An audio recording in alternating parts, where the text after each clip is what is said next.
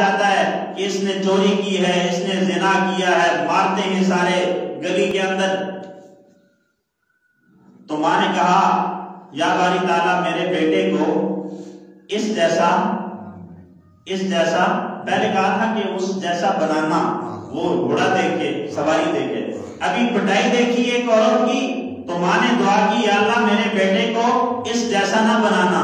تو بیٹے نے پھر ماں کی چھاتی چھوڑی اور کہا یا اللہ مجھے اسی جیسا بنانا، مجھے اسی جیسا بنانا. کیوں؟ حدیث کے اندر آتا ہے میرے نبی نے فرمایا اس لیے کہ اس عورت نے کوئی چوری نہیں کی تھی، اس نے کوئی زنا نہیں کیا تھا، وہ صرف کمزور تھی لیکن تھی ایمان والی. اس کے پاس ایک قیمتی چیز تھی جو اس گھوڑے والے کے پاس نہیں تھی، وہ اس بادشاہ کے پاس نہیں تھی. اس کے پاس قیمتی چیز موجود تھی، اس بچی، اس لڑکی کے پاس. تو اللہ نے بچے سے بلوایا، کہا کہلوایا بیٹا ابھی اپنی ماں کو بتا دو جس کو تو نعمت سمجھ رہی ہے وہ نعمت نہیں ہے اللہ کے ہاں. معلوم ہوا یہ رشتہ اللہ سے میرا اور آپ کا تب ہی ہے جب ایمان ہے. میرا اور آپ کا رشتہ پیغمبر سے تب ہی ہے جب ایمان ہے. ایمان سے کو نکالو تو کچھ بھی بچتا نہیں ہے. دنیا کی ہر نعمت ہے، گاڑی ہے، کوٹھی ہے، زمین ہے، کاروبار ہے، عہدہ ہے، جاہ و جلال ہے، سب کچھ ہے، لیکن اگر ایمان نہیں ہے، اگر دل کے اندر وہ کیفیت نہیں ہے، وہ گناہ سے بچنے والی صورت نہیں ہے، وہ گناہ سے بچنے والی کیفیت نہیں ہے، وہ نیکی کرنے والا جذبہ نہیں ہے، وہ ایمان کے بنانے کی فکر نہیں ہے، نہ اپنی فکر ہے، نہ اہل خانہ کی فکر ہے، نہ اہل محلہ کی فکر ہے، تو سمجھ لو کہ تیرا ایمان کمزور ہے نا، بلکہ یہ اب آہستہ آہستہ ختم ہو جائے گا. سب سے بڑا بد نصیب اور غریب ہے تو جس کے پاس ایمان نہیں ہے. سب سے بڑا غریب کون سا ہے؟ جس کے پاس ایمان نہیں ہے، جس کے پاس دولت نہیں، جس کے پاس کلمہ نہیں ہے. میں امیری کو برا نہیں کہتا، میں اصل نعمت ایک اصلی نعمت ہے، ایک عارضی نعمت ہے. تو دنیا کے اندر جتنی ہم صحت یہ عارضی نعمت ہے، یہ جوانی نعمت اللہ کی بہت بڑی نعمت ہے، عارضی نعمت ہے. ایک دن تھا آپ بھی جوان تھے کہ نہیں تھے؟ آپ کی داڑھی ایسے پیدا ہوتی ہے تو سفید نہیں ہوئی، ٹائم لگا ہے. اور ایک دن یہ جو جوان بیٹھے ہیں ہم لوگ ہیں، اگر ہماری زندگی ہوئی تو ہماری بھی داڑھی سفید ہو جائے گی. ہم بھی اٹھتے رکوع میں اٹھتے بیٹھتے ہمارے بھی چیخیں نکل رہی ہوں گی. لیکن ایک دن آپ کی بھی جوانی تھی اور یہ اللہ کی بہت بڑی نعمت تھی ہے. یہ صحت اللہ کی بہت بڑی نعمت ہے لیکن عارضی. یہ جوانی اللہ کی بہت بڑی نعمت ہے عارضی. یہ دنیا کا مال مل جانا اللہ کی بہت بڑی نعمت ہے لیکن عارضی. یہ ہمیشہ والی نہیں ہے، یہ ہمیشہ کے لیے نہیں. ہمیشہ کے لیے جو فائدہ دینے والی نعمت ہے وہ ایمان ہے، وہ اسلام ہے، جس پر ہم نے غور ہی نہیں کیا. میں نے پہلے کہا نا کہ اگر پتہ چلے 12,000 مل رہا ہے تو ہماری لائنیں لگی ہوں گی، کیونکہ 12,000 کی ویلیو اور قدر میرے اور آپ کے سامنے موجود ہے. 12,000 کی قدر موجود ہے لیکن نہیں ہے تو 2 رکعت مسجد میں تحیۃ المسجد پڑھنے کی نہیں ہے. یہ وہی تحیۃ المسجد ہیں اور تحیۃ الوضو ہیں کہ حضرت بلال حبشی سے جب پوچھا گیا بلال تو کون سا عمل ایسا اچھا کرتا ہے کہ تو چلتا زمین پہ ہے، قدموں کی آہٹ آسمانوں پر سنائی دیتی ہے، تو بلال حبشی نے کہا یا رسول اللہ میرا ایک ہی عمل ہے، میں جب وضو کرتا ہوں 2 رکعت تیرے رضا کے لیے، اللہ کی رضا کے لیے تحیۃ المسجد اور تحیۃ الوضو ادا کرتا ہوں. اللہ کے نبی نے فرمایا بلال تیرا یہ عمل اتنا اللہ کو پسند ہے کہ تو چلتا زمین پر ہے، قدموں کی آہٹ جنت میں آسمانوں میں سنائی دیتی ہے. معلوم ہوا بلال حبشی کو ایمان کی فکر تھی، نیکی کی فکر تھی، نیکی کی قدر تھی. وہ سمجھتے تھے ہر وہ چیز جو ایمان کو بڑھانے کے لیے میں کروں گا وہ مجھے فائدہ دے گا، وہ ہر وہ کام فائدہ دے گا. تو آج میں اور آپ اور تمام امت مسلمہ کی مجموعی تعداد کو جب دیکھا جاتا ہے تو ہم اپنے ایمان کی فکر نہیں کر رہے، ہم کام وہ کر رہے ہیں جس سے ایمان نفی میں جاتا ہے. مائنس. کام وہ ہے جس سے ایمان نکلتا ہے، کمزور ہوتا ہے، ختم ہوتا ہے. جن میں سے ایک بیماری ایمان کو نقصان پہنچانے والی حسد ہے. کیا ہے؟ حسد. اور میں نے کہا حسد، اچھا حسد ہم اس پر نہیں کر رہے کہ فلاں علم میں بڑا مضبوط ہو گیا میں بھی ہو جاؤں. حسد اس پر نہیں کر رہے کہ وہ اس کو اللہ نے مال دیا اور وہ اللہ کے راستے میں خوب خرچ کر رہا ہے، میں بھی خرچ کروں. رشک، یہ رشک نہیں کر رہے، ہم حسد کر رہے ہیں. حسد کہتے ہیں کہ وہ نعمت اس سے چھن کر میرے پاس آ جائے، اس کے پاس اگر یہ دعا ہو کہ اللہ اس کو بھی دے اور اللہ مجھے بھی دے، یہ جائز ہے. یہ رشک ہے. رشک کرو دنیا کی نعمت پر بھی لیکن دین کی نعمت پر. اسی لیے بخاری شریف کے اندر جو حدیث میں نے آپ کے سامنے تلاوت کی، میرے نبی علیہ السلام نے فرمایا لا حسد الا فی اثنتین، حسد جائز نہیں مگر دو چیزوں میں. نمبر ایک، دو انسانوں کے ساتھ آپ حسد بمانا غبطہ رشک کر سکتے ہیں. دو کون سے؟ رجل آتاہ اللہ مالا، ایک وہ شخص جس کو اللہ نے مال دیا ہو لیکن پھر وہ اس مال کو اچھی جگہ خرچ کرنے میں دن رات لگا ہوا ہے، اپنے اوپر خرچ کر رہا ہے، اپنے بیوی بچوں پر کر رہا ہے، اپنے ضرورت مند قریبی رشتہ داروں پر خرچ کر رہا ہے، فقیروں پر خرچ کر رہا ہے، محتاجوں پر خرچ کر رہا ہے، بیماروں پر خرچ کر رہا ہے، علاج کے لیے خرچ کر رہا ہے، کسی زکات دینے کی صورت میں خرچ کر رہا ہے، صدقہ دینے کی صورت میں خرچ کر رہا ہے. تو فرمایا اس شخص پر رشک کرو، یہ اللہ کا بڑا محبوب بندہ ہے. رجل آتاہ اللہ مالا. آج ہوتا یہ ہے کہ مال کو جائز طریقے سے اگر کما بھی لیا ہے تو جائز طریقے پر خرچ کرنے کی نہ فکر ہے نہ سمجھ ہے. صرف یہ ہوتی ہے لوگ کا نام روشن ہو جائے، میں اپنے پیسے کو مال کو خوب خرچ کروں، میرا نام روشن ہو جائے. آج تک جس کا نام روشن ہوا ہے کتنے عرصے تک ہوا ہے؟ جب تک وہ زندہ ہے. چلو مرنے کے بعد بتاؤ کون سا آدمی ایسا ہے دنیا میں، پاکستان میں صدر مملکت سے لے کر جو پاکستان، بلکہ قائد اعظم کا نام کبھی کبھی جب ہم لیتے ہیں تو وہ بھی سال میں ایک دفعہ لیتے ہیں، ہر دن اس کا بھی نام، روزانہ اس کے نام، اس کے نقشے کو ہم بیچ رہے ہیں لیکن نام اس کا بھی روزانہ نہیں یاد کرتے.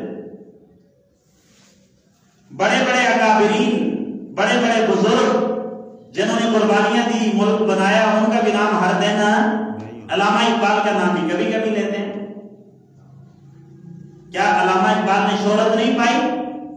بہت زیادہ مشہور ہوئے، اللہ نے علم بھی بہت دیا، لیکن ہر دن ان کا نام نہیں لیتے.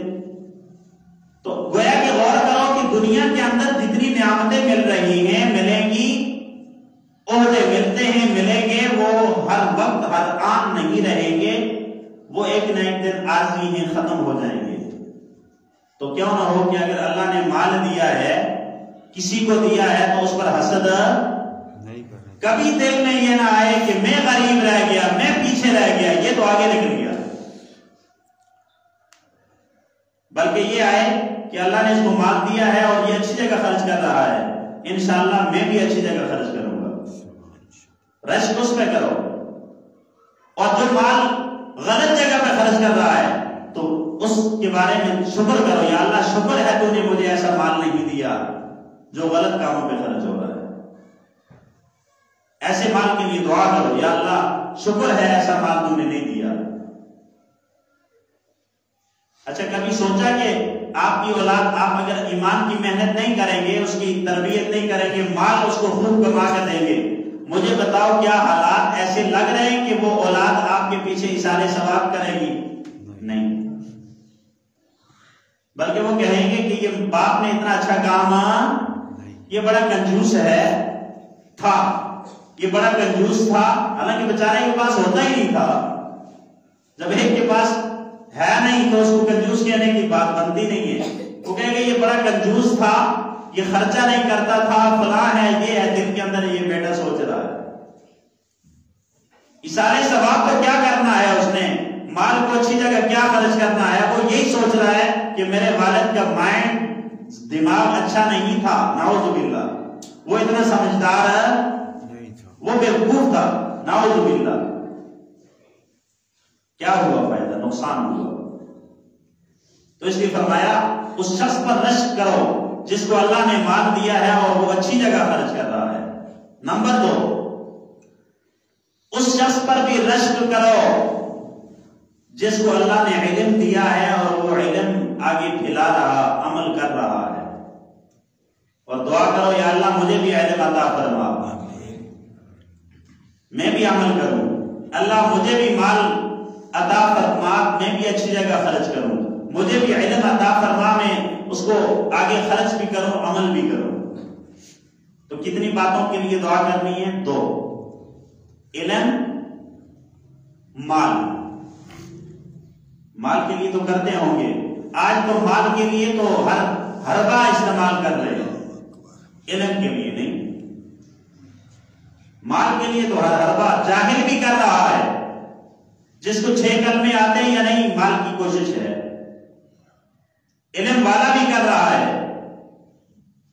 لیکن علم پر عمل کرنا، نہ علم والا صحیح عمل کر رہا، نہ جاہل عمل کر رہا۔ تو میں نے کہا حسد جائز، حسد جائز نہیں ہے۔ کسی سے جیلس ہونا، کسی کی نعمت کو دیکھ کر جلنا، بہت سارے آج کل کتابوں کے اندر اور آج کل نیٹ کی معلومات نوجوانوں کے پاس بہت زیادہ ہیں، وہ یہ ساری باتیں وہاں سے معلوم کر سکتے ہیں۔ حسد، اچھا حاسد کو اللہ دنیا میں یہ سزا دیتا ہے کہ وہ دنیا کی زندگی میں بھی جل جل کے ختم ہو جاتا ہے، دنیا کے اندر بھی وہ کبھی خوش نظر نہیں آئے گا، کبھی اس کے چہرے پر ہنسی نظر نہیں آئے گی۔ میرے نبی علیہ السلام تو جب بھی کسی سے ملتے تھے، حدیث کے اندر آتا ہے مسکرا کے ملتے تھے، خندہ پیشانی، یہ سنت ہے، کسی سے ملو تو مسکرا کے منہ بنا کے ملنا، یہ سنت کے خلاف ہے۔ تو آج ہمارا منہ تبھی بنا ہوتا ہے نا جب ہم پریشان ہوتے ہیں دنیاوی معاملات میں۔ نماز نہیں پڑھی صبح کی، کوئی پریشانی نہیں، ظہر جمعہ نہیں پڑھا، کوئی پریشانی نہیں، نعوذ باللہ، بچے نے، بیوی نے نماز نہیں پڑھی، کوئی پریشانی، قرآن نہیں آتا، کوئی پریشانی نہیں، قرآن کا ترجمہ نہیں آتا، تفسیر نہیں پتا، کوئی فکر نہیں، بیٹی اب شادی کے قابل ہو گئی، قرآن نہیں سمجھا، قرآن نہیں پڑھا، کوئی فکر نہیں اس بابا جی کو، یہ تو صرف حج اس لیے نہیں کر رہا، کہتا ہے فرض ادا کرنا ہے، یہ تو عمرہ اس لیے نہیں کر رہا کہ فرض ادا کرنا ہے، کون سا؟ جھیز والا فرض، جھیز والا فرض ادا کرنا ہے، جو کہ سنت بھی نہیں ہے، ہاں جائز تک ہے، اس فرض کی ادائیگی میں تو لگا ہوا ہے، اس میں دن رات لگا ہوا ہے، لیکن اپنے بیٹے اور بیٹی کو قرآن تو نے کتنا سمجھایا، احادیث کتنی سمجھائی، الفاظ کتنے سمجھائے، ترجمہ کتنا سمجھایا، معانی کتنے سمجھائے، تو نے بتایا کہ سچ کیا ہے، جھوٹ کیا ہے، حسد کیا ہے، بخل کیا ہے، بغض کیا ہے، نفرت کیا ہے، نہیں سمجھایا۔ جب نہیں سمجھایا تو سمجھ لو بہت ساری کمیاں رہ گئی ہیں، اور پھر ہم مسلمانوں کے اندر تو یہ حسد والی صفت ہونی ہی نہیں چاہیے، کیونکہ ہمارا عقیدہ جب یہ ہے کہ سب کچھ دینے والا کون؟ 3 آدمی بولے، سب کچھ دینے والا کون؟ نعمتیں دینے والا کون؟ جس کا عقیدہ ہو وہی زور سے بولے، رزق دینے والا کون؟ رزق دینے والا اللہ ہے، تو پھر کیوں جل رہے ہیں؟ پھر دوسرے کی نعمتوں پہ کیوں حسد آ رہا ہے؟ جب عقیدہ تو یہ ہو کہ رزق دینے والا اللہ ہے تو دوسرے کی زمین پہ قبضہ کیوں ہو رہا ہے؟ جب عقیدہ یہ ہو کہ رزق دینے والا اللہ ہے، نعمتیں دینے والا اللہ ہے، مال دینے والا اللہ ہے، جاہ و جلال دینے والا، وہ سارے اسباب پیدا کرنے والا اللہ ہے، تو پھر پھر کسی کے ناکام بنانے کے بارے میں پریشان کیوں ہو؟ وہ بناتا رہے. اگر تیرا تعلق اللہ سے ہے اور یقیناً ہے تو سمجھ جا تو سچا ہے نا. اگر تو سچا ہے تو کبھی بھی دنیا تجھے نیست و نابود نہیں کر سکتی. میرے نبی علیہ الصلوۃ والسلام کو پیغمبر انقلاب کہتے ہیں. حضرات صحابہ کرام کو دیکھیں، صدیق اکبر نے انقلاب برپا کیا، فاروق اعظم نے، عثمان غنی نے، علی المرتضیٰ نے انقلاب برپا کیا. پوری دنیا میں آیا کہ نہ آیا انقلاب؟ پیغمبر اور آپ کے صحابہ کے پاس کتنا مال و دولت تھا، کتنا اسلحہ تھا؟ بہت کم تھا، لیکن ایمان مضبوط تھا. ایمان تھا نا، ایمان کی طاقت تھی. وہ سمجھتے تھے ہمارا تعلق اللہ سے ہے اور سچا ہے. اور آج کا مولوی، آج کا عوام میں رہنے والا عوام انسان، عام انسان، وہ سمجھتا ہے کہ ہمارا یہ کلمے کا تعلق نعوذ باللہ یہ مضبوط نہیں ہے اللہ سے. تبھی تو ڈرتا ہے، تبھی تو دوسری کی نعمتوں کو دیکھ کر پریشان ہوتا ہے. وہ کہتے ہیں کہ ایک آدمی نے اپنی گاڑی لی اور جا کر مزدوروں کے پاس چلا گیا جہاں سے مزدور ملتے ہیں.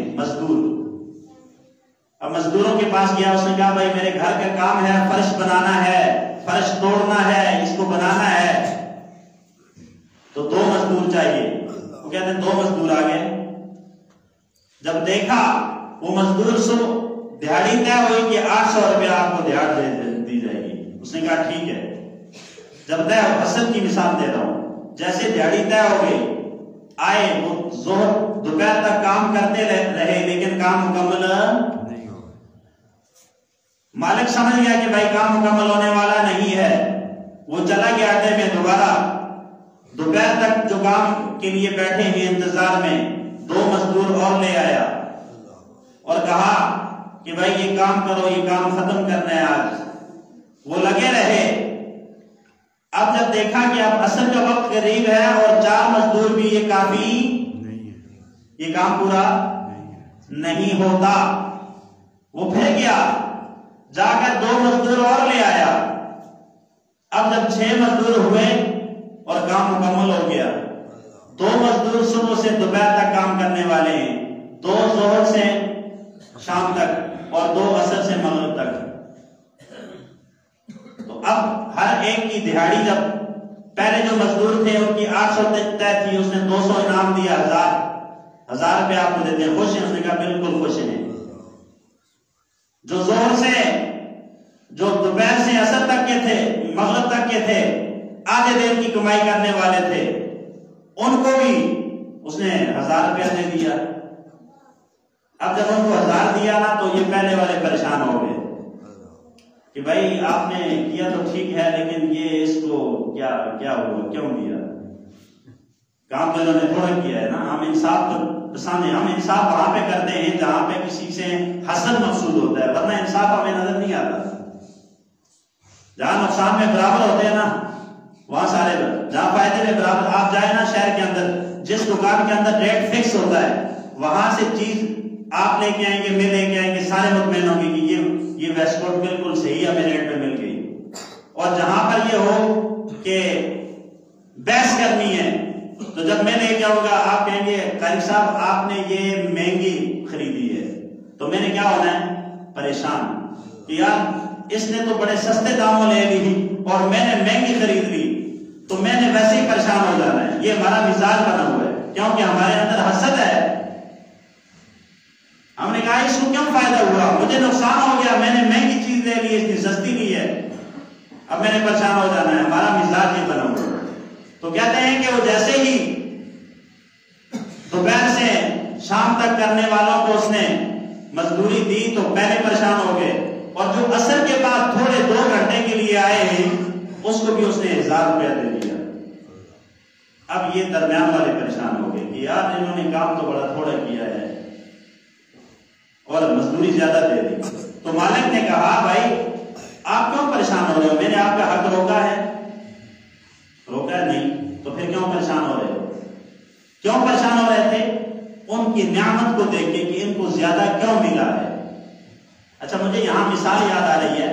اللہ نے میرے اور آپ کے ساتھ بھی، اب دیکھیں نا، عام آدمی کہے یہ انصاف نہیں ہے، میں اور آپ اور قیامت تک آنے والے امت محمدیہ عمل اتنا کر رہے ہیں جتنا اثر سے مغرب تک ہے، لیکن اللہ ڈبل دے رہے ہیں۔ تو دینے والا کون ہے؟ کوئی امتی اعتراض کر سکتا ہے کہ یا باری تعالیٰ مجھے موسیٰ کی امت میں کیوں پیدا کیا، نبی علیہ السلام کی امت میں کیوں نہیں پیدا کیا؟ کوئی اعتراض کر سکتا ہے؟ بنتا ہی نہیں۔ تو میں عرض کر رہا تھا، آج پاکستان کے اندر حسد بہت زیادہ ہے، اور یہ باطنی وہ مرض ہے جو ایمان کے لیے نقصان دہ ہے اور جو عقیدے کے لیے نقصان دہ ہے۔ جس آدمی کے اندر حسد ہے اس کا اللہ پر عقیدہ ٹھیک نہیں ہے، وہ دوبارہ کلمہ پڑھ کے کہے یا اللہ میں نے غلطی کر لی، کسی کے بارے میں ایسا گمان رکھ لیا ہے کہ اس سے نعمت کیوں مل گئی، مجھے ملنی چاہیے تھی، لائق میں تھا، تو اللہ کی تقسیم پہ تو راضی نہیں ہے۔ ہاں، جس کو اللہ اولاد دیتا ہے دوسرا پریشان ہے کہ دیکھو اس کو مل گئی، یہ تو ایسا تھا، یہ ایسا کمزور تھا، تو اولاد اللہ نے دی ہے نا، اللہ نے دے دی ہے، تو کیوں جیلس ہو رہا ہے؟ اس کی اولاد پڑ گئی، یہ پریشان ہے، دیکھو جی وہ فلانے، اور خاص طور یہ میری مائیں بہنیں سن رہی ہیں، ان میں حسد بہت زیادہ کوٹ کے بھرا ہوا ہے۔ اللہ تعالیٰ ان کو پہلے ہدایت دے، ہمیں بعد میں دوسرے نمبر ہدایت دے، ہم بھی پیچھے نہیں ہیں، لیکن خواتین میں حسد بہت زیادہ ہے، وہ جل رہی ہے دوسری سے۔ بلکہ میں نے ایسے بھی سنا کہ اگر کسی گھر میں بچہ پیدا ہو تو ایسی عورت کو نہیں آنے دیتے جس کے بچے نہیں ہوتے یا جس کے ساتھ معاملات ہوتے، تو نے ادھر نہیں آنا، ہاں تیری کوئی ایسی نظر نہ لگ جائے، کچھ ایسا نہ ہو جائے۔ حسد ختم کرو۔ اگر اور کیا مسلمان ہی اس بیماری میں مبتلا ہے؟ دیکھیں، ایمان ہونے کے باوجود ہمارا اللہ پر ایمان نہیں ہے، ایمان نام لیوا ہے اور تب بھی اللہ پر عقیدہ نہیں ہے۔ ان اللہ علی کل شیء قدیر، اللہ ہر چیز پر قادر ہے کہ نہیں ہے؟ بولو بھائی، اللہ ہر چیز پر قادر ہے کہ نہیں ہے؟ جب اللہ ہر چیز پر قادر ہے تو اللہ جو تقسیم کر دے اس پر بھی راضی رہو۔ اللہ کسی کو لاکھ دے، کروڑ دے، کسی کو کچھ بھی نہ دے، راضی ہو جاؤ، تقسیم پر راضی ہو جاؤ، یہ اس کی مرضی، جس کو دے اس نے کچھ دیکھا ہوگا، دے دیا ہوگا، تم بھی اپنے اندر اچھی صفات پیدا کر، تجھے بھی دے دے گا، اور وہ ہے سخاوت۔ یاد رکھیں، اللہ مال اس کو زیادہ دیتا ہے جو سخی ہوتا ہے، جو خرچ کرتا ہے۔ کنجوس کو اللہ تعالیٰ مال، اب میں احادیث کی روشنی میں یہ بتا رہا ہوں، مشکات شریف اٹھائیں، پڑھیں۔ بخیل کی اللہ عبادت بھی جلدی قبول نہیں کرتے، بخیل کی توبہ بھی جلدی قبول، اور سخی آدمی کی توبہ بھی جلدی قبول ہوتی ہے۔ سخی گنہگار ہے نا، ہے سخی ہے، وہ جب آئے گا اللہ کے دربار میں، یا اللہ معاف کر، اللہ اس کو جلدی معاف کر دیں گے۔ اور اس کے مقابلے میں بخیل آئے گا، کنجوس آئے گا، جو اللہ کے راستے میں نہ مسجد میں نہ مدرسے میں خرچ کرتا ہے، نہ غریبوں پر خرچ کرتا ہے، یہاں تک کہ اپنے اوپر بھی نہیں خرچ کر رہا، وہ جتنی محنت کرے گا، گھنٹہ روئے گا، تب جا کر اس کی دعا قبول ہوگی۔ تو حسد ختم تب ہوگا جب بانٹنے والی صفات پیدا کرو، پھر دیکھنا حسد ختم ہو جائے گا۔ یہ ذہن میں رکھو کہ میں تقسیم کروں گا، میں اگر 1 روپیہ بھی کروں گا، میرے پاس طاقت ہے، 100 کی طاقت ہے، 100 کروں گا، کوشش کریں گے انشاءاللہ، اپنے باطنی امراض کو ختم کرنے کی کوشش کریں گے انشاءاللہ، ایمان کو بنانے کی کوشش کریں، حسد کو معاشرے سے نفی کریں، مائنس کریں، اور خاص طور پر میری مائیں بہنیں حسد کو ختم کر دیں۔ اور یہ حسد تب پیدا ہوتا ہے کہ جب ہم دوسرے کے معاملات میں زیادہ دیکھتے ہیں کہ وہ کیا کر رہا ہے، وہ کیا کر رہی ہے، تبصرے کر رہے ہوتے ہیں۔ بھائی اپنے معاملے میں سوچو کہ میں کیا کر رہا ہوں، اپنی فکر ہے نہیں، دوسرے کی فکر ہے، وہ اس کا بیٹا باہر چلا گیا، وہ محنت کر رہا ہے، وہ دیکھو یہ اپنے بیٹوں کو تانے دے رہی ہے۔ بھائی رزق دینے والا اللہ ہے، بس تم شریعت کے مطابق اپنی اولاد کی تربیت کر اور امید رکھ کہ اللہ تجھے کبھی بھوکا، اور اگر دنیا میں تو بھوکا رہ گیا یا رہ گئی تو کوئی بات نہیں، آخرت تو بن رہی ہے نا، تجھے اللہ نے دنیا کے لیے نہیں پیدا کیا، اللہ نے تجھے آخرت کے لیے پیدا کیا ہے۔ اگر تو دنیا میں ناکام ہے، نامراد اپنے آپ کو سمجھتا ہے یا سمجھتی ہے، لیکن آخرت کی محنت تو کر رہا ہے، کر رہی ہے، تو سمجھ لے تو کامیاب ہے۔ اللہ تعالیٰ سے دعا ہے اللہ ہمیں باطنی امراض کو ختم کرنے کی فکر نصیب فرمائے۔